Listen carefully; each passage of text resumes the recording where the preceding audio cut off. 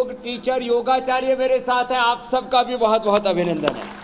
तो योग की अलख अब घर घर जग रही है, इसमें इंडिया टीवी एक बहुत बड़ी भूमिका निभा रहा है। और जहाँ तक बात हाइपरटेंशन की है, और वो हाइपरटेंशन कुछ ज़्यादा ही हाई है दिल्ली और एनसीआर में, और आप में से तो सैकड़ों ने अपना बीपी क्योर कर लिया, शुगर क्योर कर लिया, अर्थराइटिस, वात, पित्त, कफ आदि दोषों पर विजय पा लिया, गुणातीत तो हो गए, बहुत से तो त्रिगुणातीत तो हो गए, रोग से तो अतीत तो हो ही गए। तो ये आपने जो कहा ना कि मात्र 5-10 मिनट का अभ्यास भी आपके बीपी को रेगुलेट कर देता, उसमें सबसे बड़ा तो है ये अनुलोम विलोम, जो सब भाई बहन मेरे साथ कर रहे हैं। ये अनुलोम विलोम लगभग 3 से 5 सेकंड में श्वास लेना, 3 से 5 सेकंड में ऐसे श्वास छोड़ना, इतना करने से, मात्र अनुलोम विलोम से, मात्र भ्रामरी उद्गीत से, और जो आप सूक्ष्म व्यायाम कर रहे हो प्रिया, पूजा जी, मीनाक्षी जी, ये सूक्ष्म व्यायाम रिलैक्सेशन के लिए। तो अनुलोम विलोम, भ्रामरी,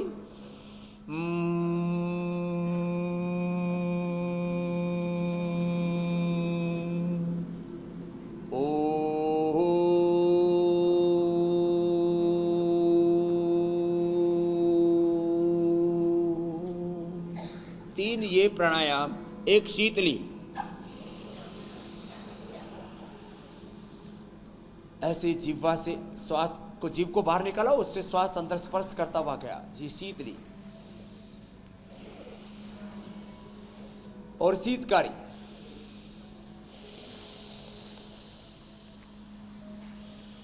ये 5 चीजें बीपी को एकदम रेगुलेट कर देती। और छोटे छोटे अभ्यास जो आप खड़े होकर के कर रहे हैं, बैठे बैठे भी कर सकते हैं, चलो दोनों हाथ सामने करो। ये छोटे छोटे अभ्यास सूक्ष्म व्यायाम के, हाथों को ऐसे ऐसे करना, ऐसे ऐसे करना, हाथों को ऐसे करना, हाथों को ऐसे करना, ऐसे करना, ये छोटे छोटे अभ्यास। और बीपी बढ़ जाए तो इंस्टेंट रिजल्ट के लिए, इंस्टेंट बेनिफिट, फायदे के लिए आइस को कॉटन के अंदर डाल करके, कॉटन के कपड़े में, और स्पाइन के ऊपर मसाज कर दें, एकदम से बीपी रेगुलर हो जाता है। ठंडे पानी से मुंह धो लें, बीपी रेगुलर हो जाता है। सांसों पर मन को केंद्रित कर लें, बीपी रेगुलेट हो जाता है।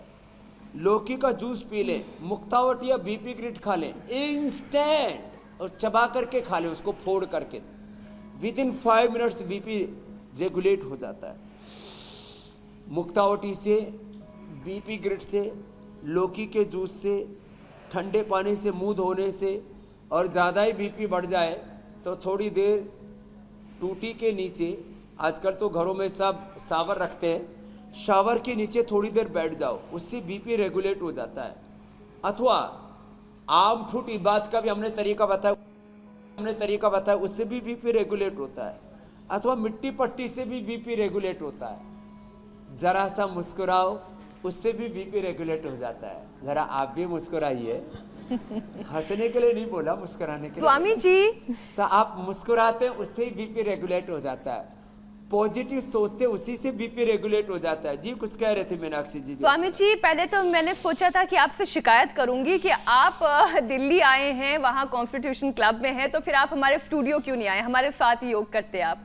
लेकिन फिर मैंने ये देखा कि आगे भी जो आपके बैठे हुए हैं वो सब योग की क्रांति के वीर सेनानी हैं और आगे बढ़ा रहे हैं इस योग क्रांति को, तो ठीक है, आप वहाँ पर ही सही।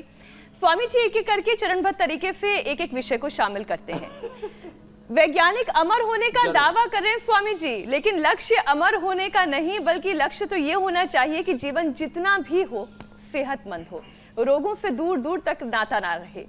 लेकिन स्वामी जी, ये बीपी कंट्रोल रखना और फिर क्योर कर देना बड़ा मुश्किल हो गया लोगों के लिए। बीपी का हाई मतलब दिल, दिमाग, किडनी और हड्डियों पर खतरा। तो आपने सूक्ष्म व्यायाम के साथ तो शुरुआत कर दी है, लेकिन किन चीजों का ख्याल रखना और कौन से योगाभ्यास और कितनी देर तक करना बहुत जरूरी है बीपी के कंट्रोल के लिए?